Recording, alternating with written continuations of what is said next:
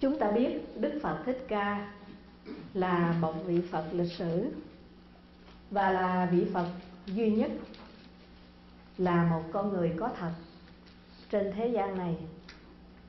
Là vì sao?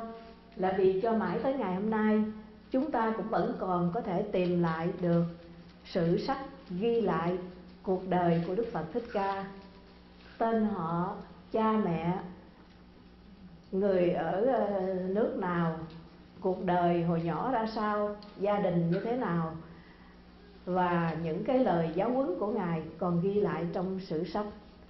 Ngoài ra cho tới ngày nay chúng ta cũng có thể tìm lại được những cái di tích còn lại ở bên Ấn Độ và bên Nepal, tức là những nơi Đức Phật thành đạo, những nơi Đức Phật sinh ra, những nơi Đức Phật giảng bài pháp đầu tiên và nơi Đức Phật nhập Niết Bàn. Những cái nơi này còn lại những cái di tích lịch sử, thí dụ như những cái trụ đá do vua A Dục dựng nên. Vua A Dục sống sau Đức Phật khoảng gần 300 năm sau khi Đức Phật nhập viện, thì vua A Dục đã nhờ một vị tổ thứ tư là ngài Upagupta dẫn vua A Dục đi tới tận những nơi di tích của Đức Phật để chỉ cho vua biết đây là nơi Đức Phật sinh ra, hay là đây là nơi Đức Phật thành đạo, đây là nơi Đức Phật chuyển pháp luân, và đây là nơi Đức Phật nhập Niết Bàn. Thì tại 4 nơi đó vua A Dục đã có ghi lại bằng 4 cái trụ đá, có những cái hàng chữ cổ ghi lại rõ ràng để do vua A Dục dựng nên. Thì ngày nay tại Lộc Quyển, tại Bồ Đề Đạo Tràng và tại Lâm Tỳ Ni vẫn còn lại 3 cái trụ đá của vua A Dục. Do đó những cái di tích ngày xưa còn sót lại để chứng minh rằng Đức Phật Thích Ca là một con người có thật, đã sống ở trên thế gian này từ hơn 2.500 năm trước. Cho nên chúng ta gọi Đức Phật Thích Ca là vị Phật lịch sử. Còn tất cả những vị Phật khác là những vị Phật do Đức Thích Ca giới thiệu, hay là những vị Phật có trong huyền thoại mà thôi. Thì Đức Phật Thích Ca là vị Phật lịch sử. Cuộc đời của Ngài có thể là chúng ta cũng đã có đọc qua nhiều kinh sách rồi, cho nên cô không có kể lại tất cả những cái chi tiết về cuộc đời của Đức Phật Thích Ca. Những cái gì quan trọng để chúng ta rút ra cái bài học kinh nghiệm về tâm linh cho chính mình thôi. Thì cô không có nhắc lại cái thuở sơ sinh của Đức Phật, nhưng mà cô bắt đầu từ lúc Thái tử Siddhartha 29 tuổi, Ngài đã xin phép vua cha là vua Tịnh Phạn để được đi dạo chơi ở ngoài hoàng thành. Có thể khi đọc đến cái chi tiết này chúng ta cũng ngạc nhiên, tại sao tới năm 29 tuổi rồi mà mới xin được phép vua cha để đi dạo chơi ở bên ngoài hoàng thành lần đầu tiên. Thì có lý do, bây giờ phải trở lại cái lý do đó. Tức là sau khi bà hoàng hậu Maya sinh Đức Phật tại cái vườn Lâm Tỳ Ni, tức là nửa đường đi trở về nhà cha mẹ để sinh, thì bà sinh ở dọc đường.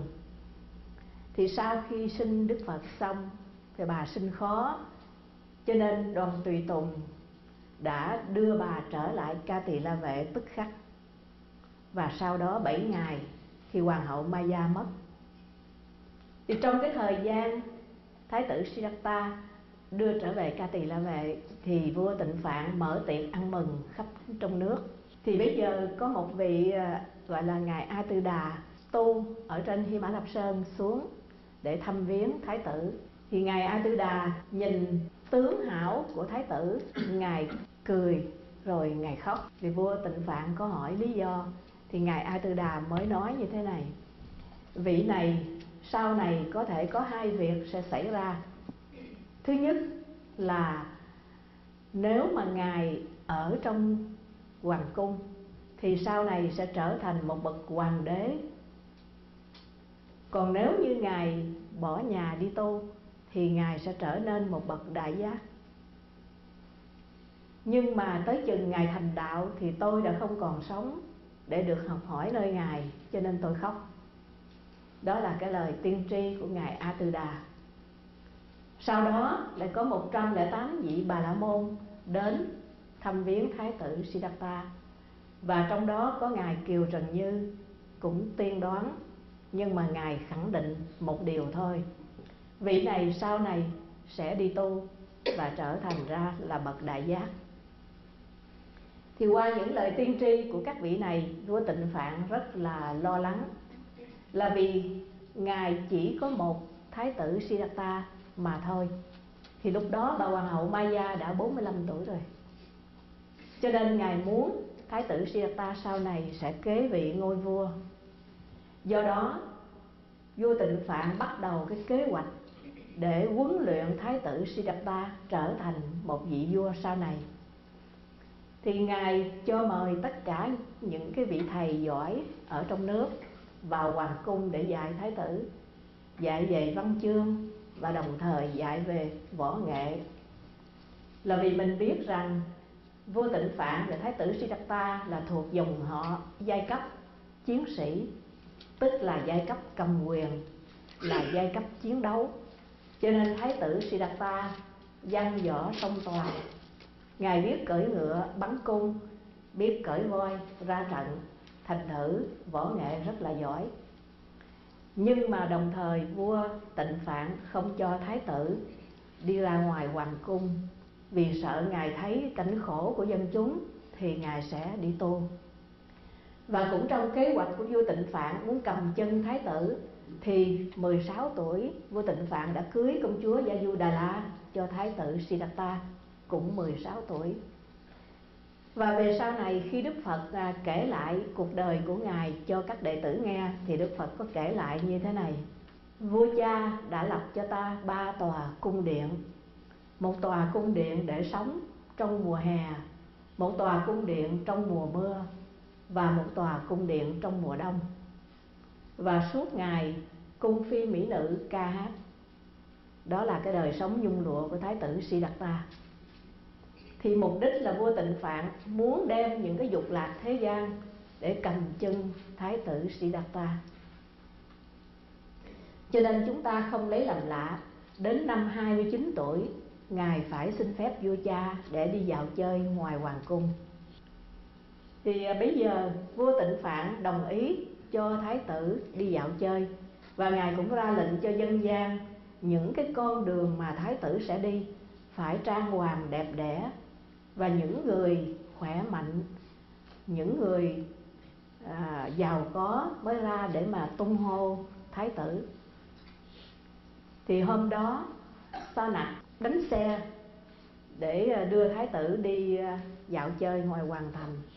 Thì lần thứ nhất, giữa cái cảnh trang hoàng bông hoa đẹp đẽ, người người tung hô, thì thái tử nhìn thấy có một người lưng còng tóc bạc run run đi.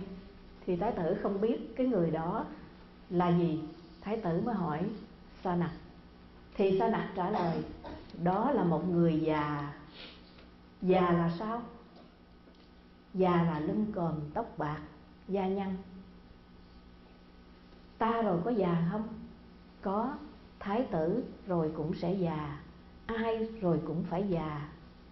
Thì thái tử nghe như vậy rồi ngài buồn lắm, ra lệnh quay ngựa trở về hoàng cung, không tiếp tục đi nữa. Ít lâu sau ngài lại xin phép ra đi lần thứ hai. Thì bây giờ ngài lại trông thấy một người chống gậy run run đang đi trên đường, bỗng ngã lăn ra bất tỉnh. Thì ngài mới hỏi Sa Nặc. Thì Sa Nặc mới trả lời: đó là một người bệnh. Bệnh là sao? Bệnh là không có còn sức khỏe. Sa Nặc cũng nói rồi, thái tử rồi cũng sẽ bệnh, Yasudhara rồi cũng sẽ bệnh, không ai tránh khỏi bệnh. Thì bây giờ thái tử cũng buồn bã quay ngựa trở về. Và lần thứ ba thì ngài nhìn thấy bên đường có một thân người bất động, quấn vải khiêng trên cái chõng tre, và những người đi theo thì buồn bã khóc than. Thì Ngài mới hỏi Sa Nặc mới nói đó là một người chết. Chết là sao? Chết là từ đây không ai nhìn thấy người đó nữa. Người ta khiêng người chết đi đâu? Người ta khiêng người chết đi hỏa thiêu. Thì Thái tử nghe vậy càng buồn hơn. Và Ngài nhận ra ai cũng phải già, ai cũng phải bệnh, và ai cũng phải chết.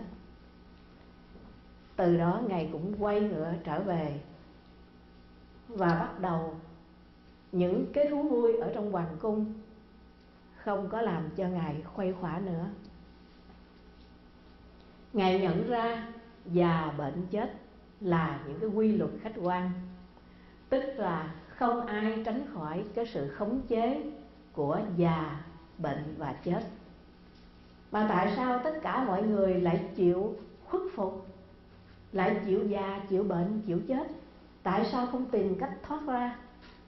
Ngài nhất định ta sẽ tìm phương thức thoát ra khỏi già, bệnh và chết cho ta và cho cả con người. Đó là cái lần tỉnh ngộ thứ nhất của Thái tử Siddhartha. Và Ngài tỉnh ngộ triệt để, chúng ta sẽ biết trong cái sự việc sau.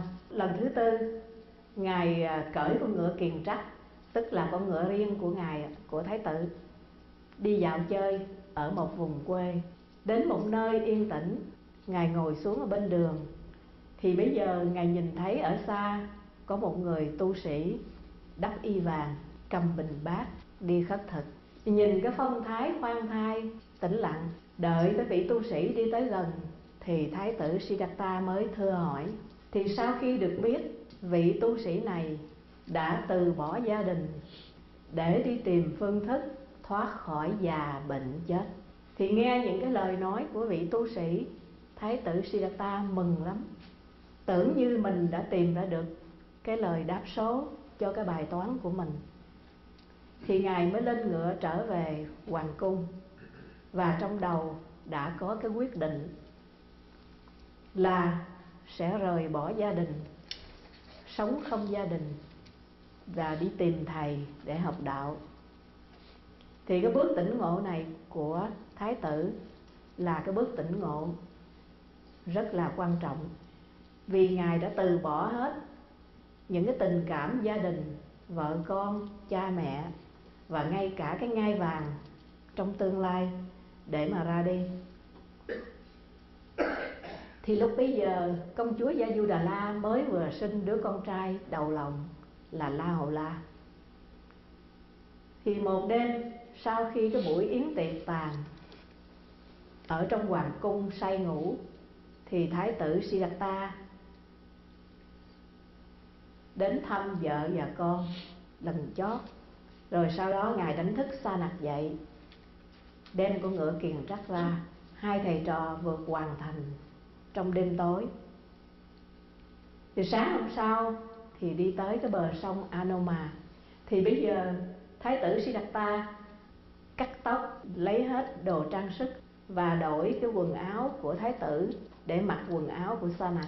Ngài trao cho Sa Nặc mớ tóc và những cái thứ trang sức của Thái tử, bảo Sa Nặc đem về cho mẹ ta. Mẹ ta đây là bà dì Gotami, là em ruột của bà hoàng hậu Maya, chăm sóc Thái tử từ khi Thái tử mới có 7 ngày đó. Thì đem hết những cái thứ này về cho mẹ ta, và nói là khi nào ta tìm ra phương thức thoát khỏi già, bệnh, chết, ta mới trở về. Sau đó thì Thái tử đi vào rừng, vượt qua sông Anoma, đi vào rừng để tìm thầy học đạo. Thì bây giờ Ngài gặp một vị thầy rất nổi tiếng, thời đó có đông đệ tử lắm, tên là Alara Kalama. Vị thầy này dạy tầng thiền yoga. Ngài dạy tới cái tầng thiền thứ 3 là vô sở hữu xứ định. Thì sau một thời gian ngắn, bây giờ chúng ta không có gọi là Thái tử Siddhartha nữa, chúng ta gọi là đạo sĩ Cồ Đàm. Cồ Đàm tức là cái họ của Thái tử Siddhartha, là họ Gotama đó. đạo sĩ Cồ Đàm sau một thời gian ngắn thực hành và đạt được cái tầng vô sở hữu xứ định giống như ông thầy, thì Ngài đến gặp thầy để trình bày và hỏi thầy còn có những tầng định nào cao hơn nữa hay không. Thì ông thầy nói là không, và mời Ngài ở lại đây, hai ta cùng hướng dẫn cái đám đệ tử này.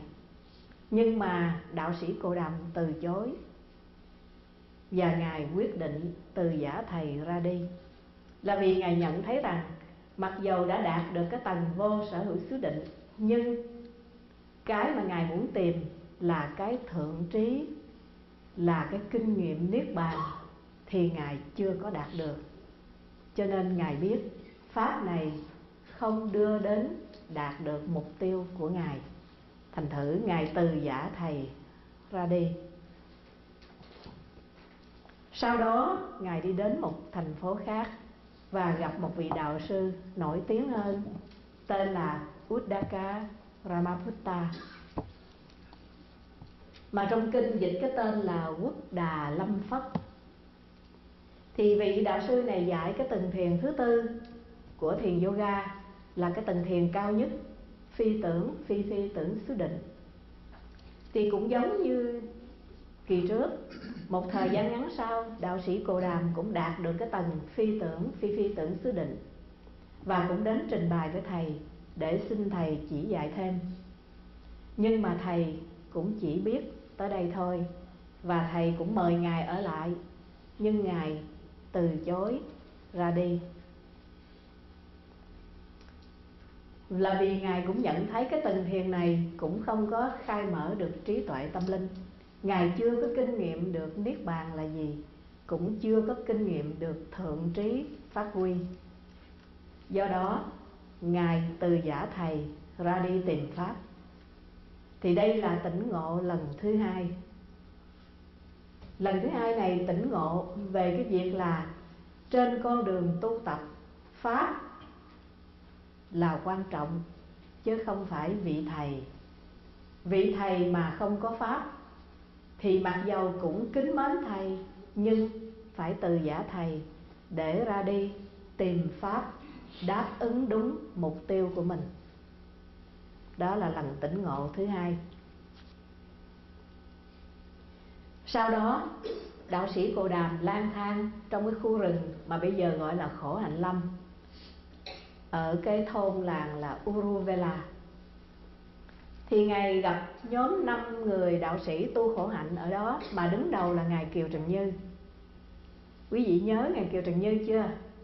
Ngài Kiều Trần Như là cái người đạo sĩ đầu tiên mà đến để tiên tri Thái tử Siddhartha khi Thái tử mới chào đời đó. Mà bây giờ Thái tử đã 29 tuổi rồi, Ngài cũng còn tu khổ hạnh. Thì cái nhóm 5 vị đạo sĩ chủ trương là phải tu khổ hạnh, sau này mới đạt được kết quả tốt. Tu khổ hạnh là gì? Tức là hành hạ sát thân, hành hạ về ăn, về uống, về mặc, về ở, về ngủ, vân vân. Thí dụ như ăn, một ngày ăn một bữa là đã khổ hạnh hơn cái thời kỳ Thái tử rồi đó. Nhưng mà bây giờ đi xin ăn, người ta cho cái gì ăn cái đó, có khi người ta không cho thì nhịn đói, đó cũng đã là khổ hạnh. Nhưng bây giờ càng ngày càng khổ hạnh khốc liệt hơn, không ăn một ngày một buổi nữa, mà bây giờ 2-3 ngày mới ăn một lần, mà mỗi lần ăn tới nỗi là chỉ ăn một hột mè thôi. Còn về uống thì đi uống nước sông nước suối, nhưng mà bây giờ hạn chế uống nữa, mỗi ngày uống một giọt nước thôi.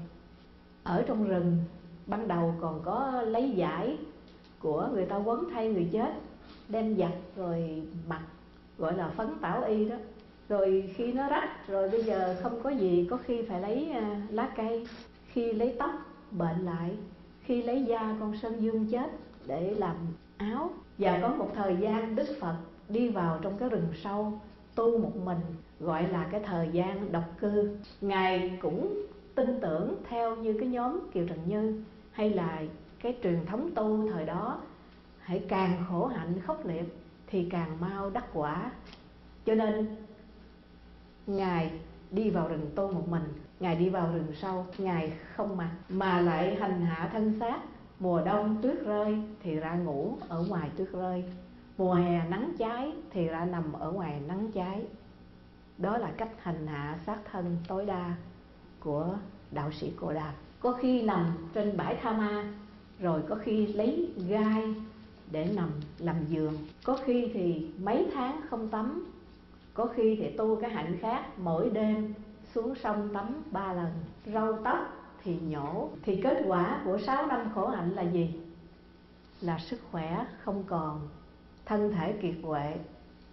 Bây giờ quý vị nhìn có những cái bức tượng, bức hình mà Đức Phật chỉ có cái bộ xương không á, là cái bức tượng của Đức Phật trong thời gian khổ hạnh đó.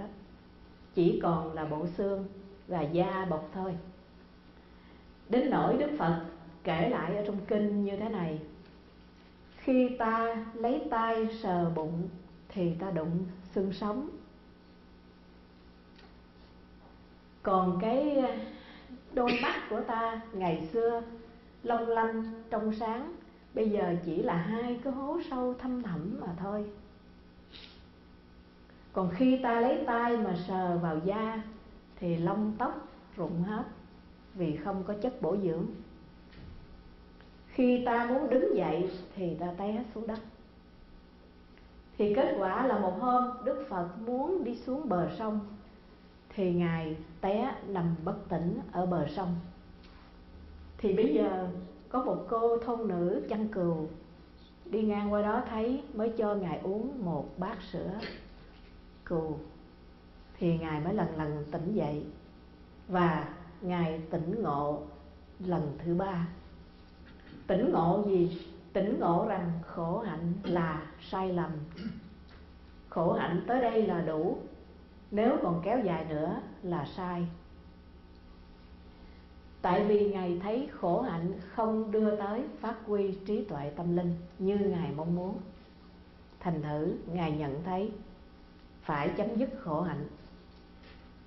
Và đồng thời khi tỉnh ngộ này, Ngài cũng nhận ra là thân người là quý, sức khỏe là quý.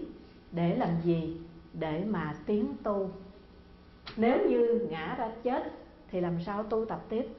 Cho nên từ đây Ngài chủ trương trung đạo, không lợi dưỡng như thời kỳ làm thái tử, cũng không khổ hạnh như thời kỳ khổ hạnh trong rừng.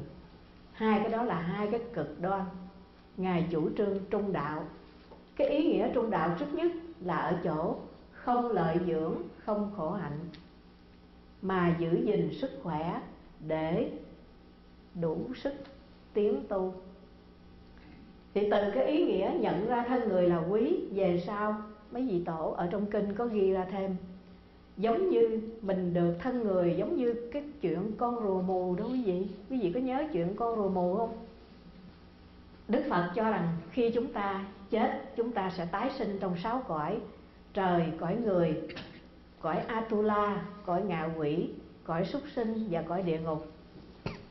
Tức là có 6 cõi để mình luân hồi. Cho nên khi mình được làm người là quý lắm, là một cái hiếm có. Là tại sao? Là tại vì trong mỗi đời mình đều tạo ra nghiệp thêm. Ví cái sự mà được thân người nó hiếm có như thế này, giống như một con rùa mù mà ở dưới biển sâu 100 năm mới ngóc đầu lên biển một lần. Mà làm sao nó trồi lên biển mà nó đụng trúng vào trong cái bọng cây. Có một cái khúc cây, có cái bọng, nó trôi ngoài biển. Mà cái con rùa mù 100 năm mới trồi lên một lần, mà nó trồi đúng vào trong cái bọng cây. Thì lúc đó giống như là mình mới được cái thân người. Và bây giờ Ngài chấm dứt khổ hạnh thì Ngài đi khất thực trở lại để hồi phục sức khỏe. Thì Ngài có đến nói chuyện với 5 vị đạo sĩ tu khổ hạnh: từ đây tôi không tu khổ hạnh nữa, tôi chấm dứt khổ hạnh, tôi đi khất thực. Thì bây giờ 5 vị đạo sĩ khổ hạnh này chê bai Ngài, khinh thường Ngài, nói rằng Ngài đã ham lợi dưỡng trở lại, không chịu tiếp tục tu khổ hạnh. Cho nên 5 vị đạo sĩ này bỏ Ngài đi chỗ khác tu. Thì bây giờ Đức Đạo sĩ Cồ Đàm chưa có pháp tu, Ngài bắt đầu đi khất thực. Thì bây giờ Ngài mới nhớ lại hồi khoảng 9-10 tuổi, Ngài có một kinh nghiệm là trong cái lần vua cha làm cái lễ cày cấy cho cả nước, thì trong khi vua cha và các quan làm lễ ở dưới ruộng, thì Thái tử Siddhartha mới có 9-10 tuổi thôi, ngồi ở trên bờ trong bóng mát cái cây Jambu. Thì Ngài mới kéo chân, ngồi thẳng lưng và bắt đầu hít thở. Hít vào thở ra, biết hít vào thở ra. Thì Ngài đạt được cái kinh nghiệm tâm hoàn toàn tĩnh lặng, thanh thản, thư thái. Và Ngài cảm thấy có một cái niềm vui phấn chấn ở trong lòng, gọi là hỷ lạc. Thì bây giờ các người hầu cận mới chạy xuống ruộng để cho vua Tịnh Phạn hay. Thì nhà vua lên đảnh lễ Thái tử, vì bây giờ Ngài trong tư thế một vị tu sĩ đang nhập định, cho nên nhà vua đảnh lễ. Cũng bởi cái kinh nghiệm này mà nhà vua càng lo âu hơn, sợ là Thái tử sẽ bỏ nhà đi tu. Thì bây giờ Ngài nhớ lại kinh nghiệm này, Ngài mới thực hành trở lại. Thì Ngài cũng đạt được cái trạng thái tâm hoàn toàn tĩnh lặng và hỷ lạc khởi lên trong thân. Như vậy cái pháp thở mà Đức Phật thực hành cũng là do chính Ngài kinh nghiệm. Thì bây giờ chúng ta sẽ tiếp tục tới cái giai đoạn thứ 3. Thì sau khi Ngài thực hành pháp thở và đạt được cái kinh nghiệm định, tức là tâm tĩnh lặng, thanh thản, thì Ngài mới quyết định tìm nơi vắng vẻ để dụng công. Thì trong cái thời gian Ngài ở chỗ cái rừng Khổ Hạnh, nó có một cái sự kiện xảy ra. Khi Ngài ngồi thiền ở dưới một cái gốc cây bàng, ở trong cái khu rừng cây bàng, ở gần bên cái sông Mohane, thì một hôm có một cô là cô Sujata và cái cô tỳ nữ là cô Bunya, hai cô đến dâng một cái ổ bánh để cúng dường. Thì câu chuyện là như thế này: cô Sujata là con gái của một vị nhà giàu ở cái làng đó. Làng đó bây giờ cũng còn, và nó tên là làng Senani. Thì cô Sujata này có gia đình mà mong có một đứa con trai mà chưa có, cho nên khấn cầu thần linh để có một đứa con trai. Thì bây giờ sau khi được mãn nguyện thì cô mới bảo cô Bunya đi kiếm ông thần, vị thần linh có ở đâu để mình cúng dường. Thì cô Bunya đi dài đi vô rừng cây bàng, thấy có một ông thần ống nhôm ngồi dưới gốc cây bàng, ngày này qua ngày khác. Thì cô nghĩ đó là ông thần linh. Về nhà hai cô cháu mới làm ổ bánh rất là ngon, bằng mật, bằng bột, bằng sữa, để đem đến cúng dường cho ông thần. Thì sau khi đem cúng dường rồi thì hai cô cháu đi về. Thì sau đó Ngài xả thiền ra thì Ngài dùng cái bánh. Thì nhờ cái bánh đầy đủ chất bổ cho nên Ngài lấy lại sức khỏe. Đồng thời Ngài cũng quyết định không ở tại cái làng này nữa và không đi khất thực. Tại vì gần thôn xóm người ta ra vô, cho nên nó làm gián đoạn cái tiến trình dụng công. Thì Ngài mới quyết định băng qua bên kia sông. Thì bên kia sông đó là sông Ni Liên Thiền, để đi tới một cái khu rừng già khác. Khu rừng này có những cái cây rất là to lớn, đó là tên là Bitphala, mà bây giờ mình gọi là cây Bồ Đề. Thì khi Ngài quyết định băng qua sông thì có một người cắt cỏ mới cúng dường 4 bó cỏ Kusa. Ngài ôm 4 bó cỏ băng qua sông Ni Liên Thiền.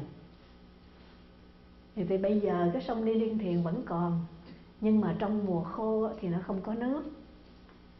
và có một cái cây cầu bắc ngang. Cái cầu này thì bây giờ xe hơi đi qua được. Cái cầu dài khoảng gần 1 cây số. Còn cái lòng sông Ni Liên Thiền thì nó rất là cạn. Bây giờ nó chỉ là một cái bãi cát trắng phao thôi. Cho nên trong mùa nước thì có thể mùa mưa có thể nó có nước, nhưng mà trong những cái mùa khô thì nước chỉ là những cái lạch nhỏ, và người ta có thể đi bộ băng qua dưới lòng sông. Bây giờ người ta cũng vẫn có người đi bộ băng qua dưới lòng sông để qua bên cái làng bên kia. Thì khi đó Đức Phật đã băng qua sông Ni Liên Thiền, thì Ngài qua bên cái rừng cây Bồ Đề.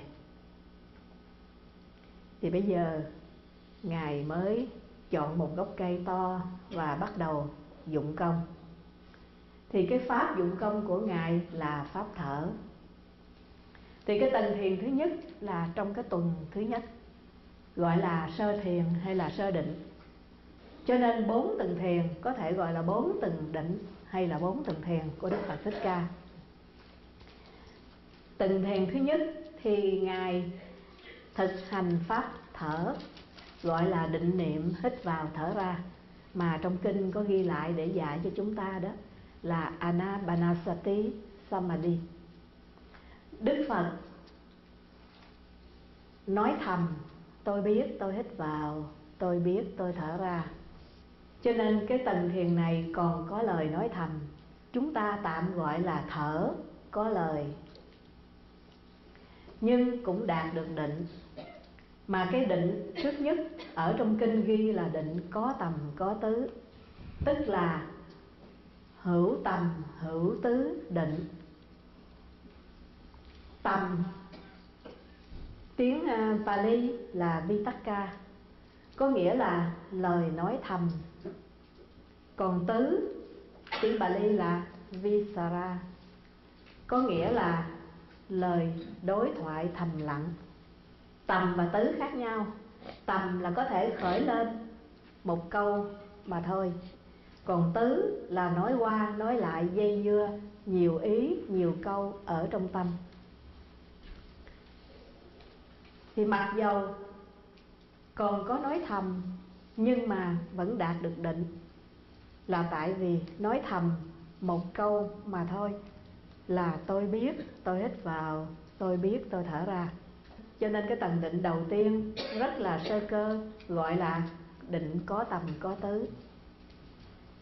Rồi sau đó khi không còn những cái vọng tưởng lăng xăng khởi lên, tức là tứ từ ký ức không có khởi lên nữa, mà chỉ còn có lời nói thầm, tôi biết tôi hít vào, tôi biết tôi thở ra, thì bây giờ đạt được cái định cao hơn một chút xíu, đó là định có tầm không tứ.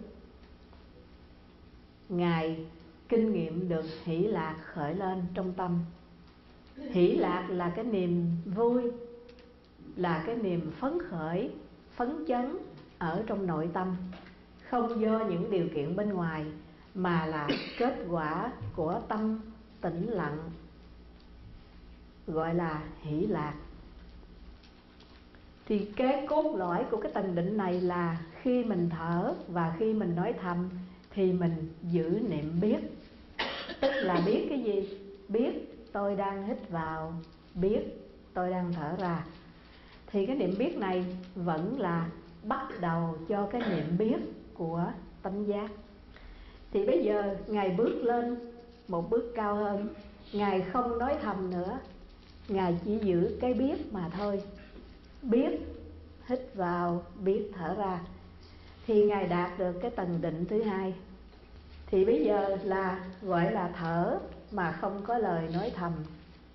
Hoặc có thể mình nói rằng đây là thầm nhận biết, hít vào, thầm nhận biết thở ra. Thì Ngài đạt được cái định không tầm không tứ, trong kinh gọi là vô tầm vô tứ định.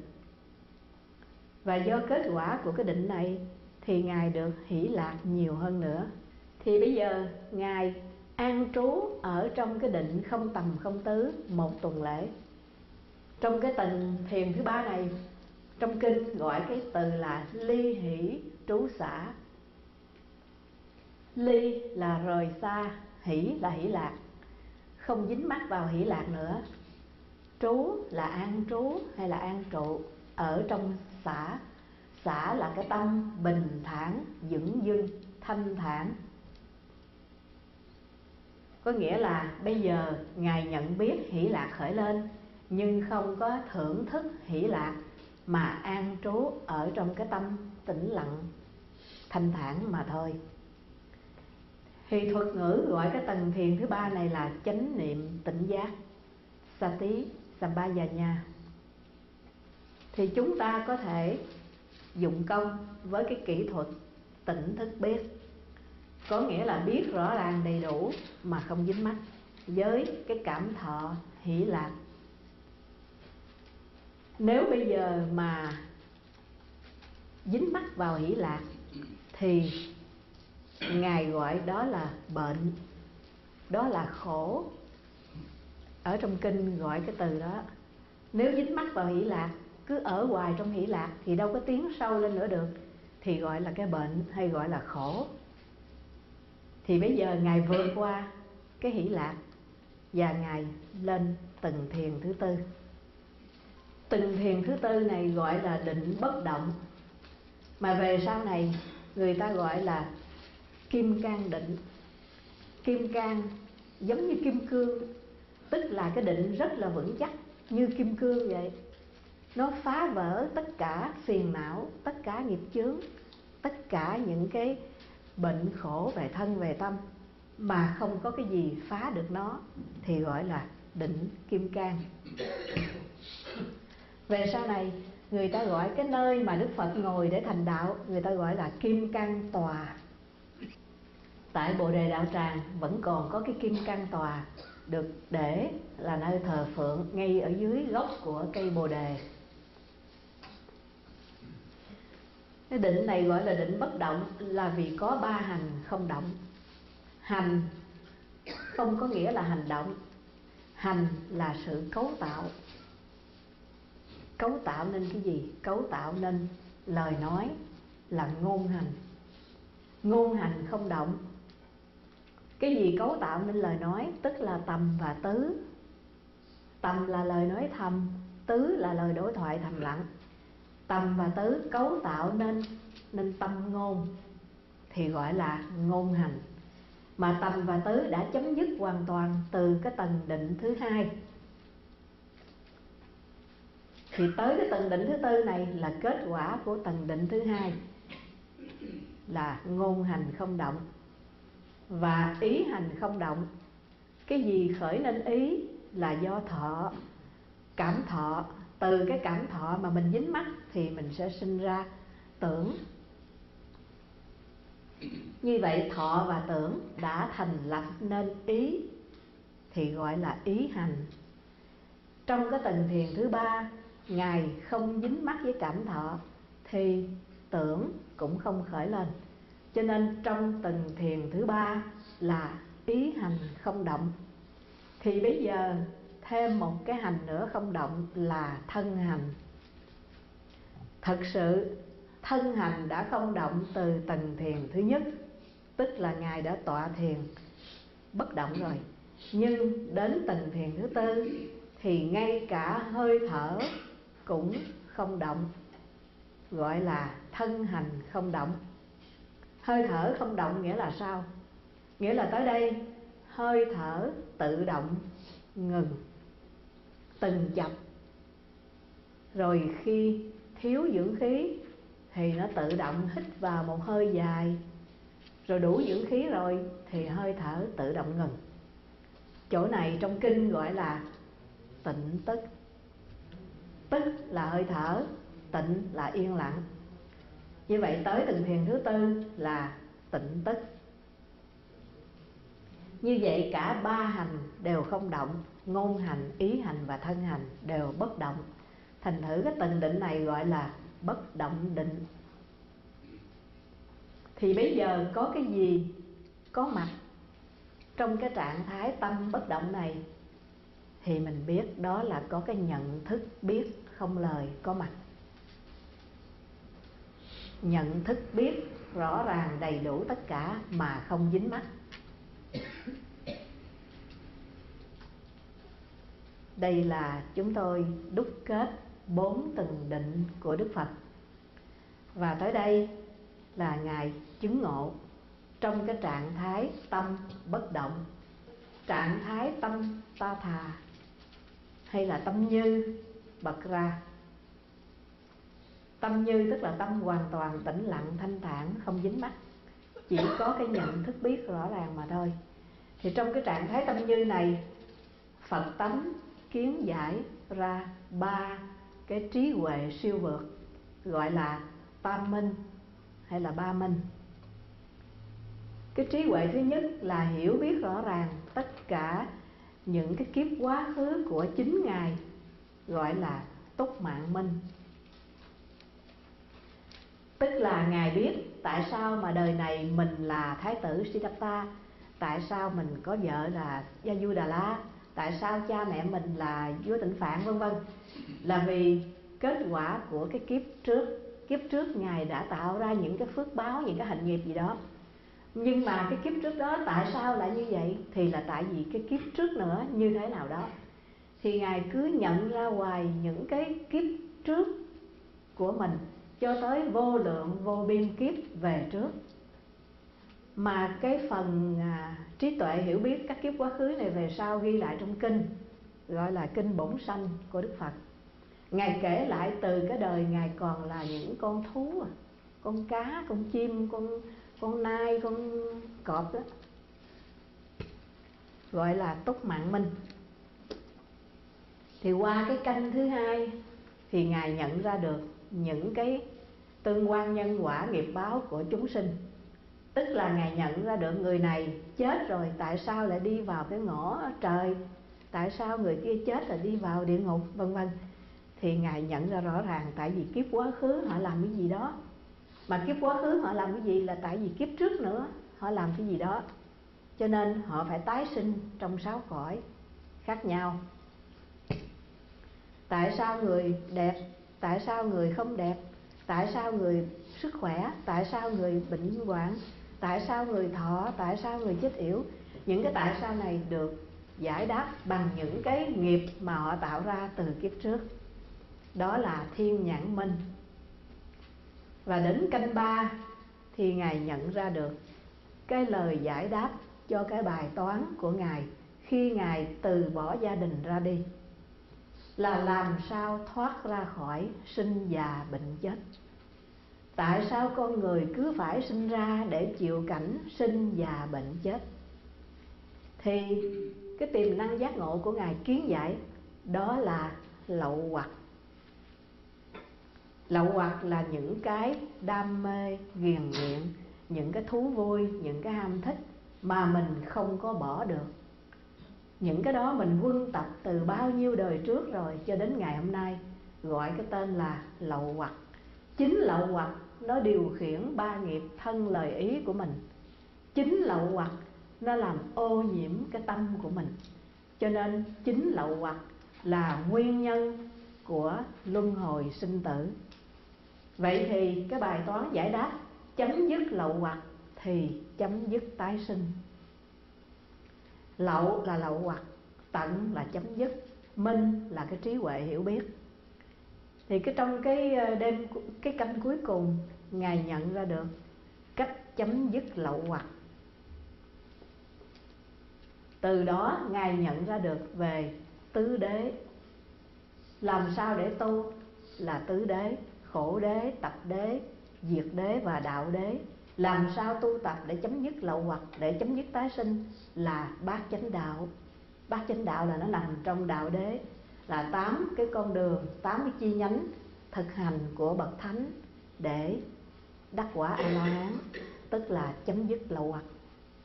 Đó là trong minh thứ 3 là Ngài nhận ra được tứ đế, bát chánh đạo. Còn trong cái minh thứ nhất và minh thứ 2 thì Ngài nhận ra được khái quát về cái tương quan nhân quả và về cái quy luật nghiệp báo của con người. Thì trong 3 canh, ở bên Ấn Độ thời đó một đêm chỉ có 3 canh thôi. Còn trong khi đó ở bên Tàu thì một đêm có tới 5 canh. Cho nên ở bên Tàu có thể một canh chỉ tương ứng với 2 tiếng đồng hồ. Còn bên Ấn Độ giờ cái hồi đó chỉ có 3 canh, thì có thể một canh tương ứng với 3 tiếng.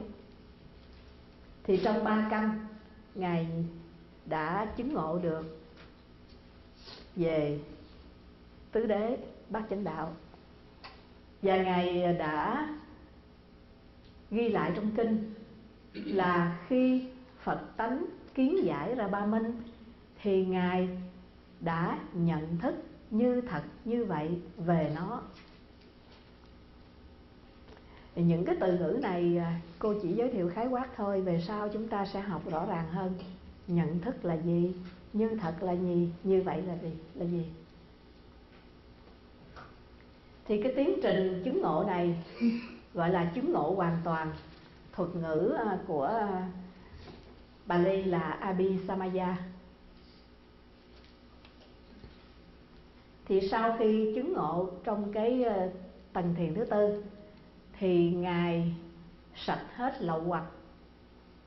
Trong kinh ghi lại là sáng sớm hôm đó, khi sao mai vừa mới mọc, thì Ngài đã hoàn toàn chứng ngộ. Thực ra là Ngài đã chứng ngộ trong suốt đêm, trong 3 canh. Và khi sao mai mọc là đã nhận ra rằng mình đã chấm dứt hết lậu hoặc. Và Ngài đã công bố sanh đã tận, phạm hạnh đã thành, việc cần làm đã làm xong, sau đời này không trở lại nữa. Cái câu công bố này về sau các vị thánh đệ tử của Đức Phật khi biết mình sạch hết lậu hoặc cũng công bố như vậy, để chứng tỏ rằng các ngài đã đắc quả A-la-hán. Cho nên về sau này người ta giải thích đắc quả A-la-hán là chấm dứt tái sinh, tức là chấm dứt lậu hoặc. Thì tới đây xem như ngài chứng quả A-la-hán. Còn một cái tuần lễ thứ 5, nhưng mà cô nghĩ chắc cô chấm dứt ở đây. Tại vì tới tuần lễ thứ 5 mà giảng nữa thì nó hay lắm, mà nó quá nhiều. Tới tuần lễ thứ 5 ngài còn chứng ngộ thêm nữa về hiện tượng thế gian, thì ngài mới đắc cái quả gọi là A Nậu Đa La Tam Miệu Tam Bồ Đề. Tức là xong cái tuần lễ thứ 5, ngài mới thực sự trở thành là một vị Phật, mà trong kinh gọi là Anuttara Sammasambodhi, mà mình dịch là A Nậu Đa La Tam Miệu Tam Bồ Đề, mới là quả vị Phật. Còn ở đây mới là chứng ngộ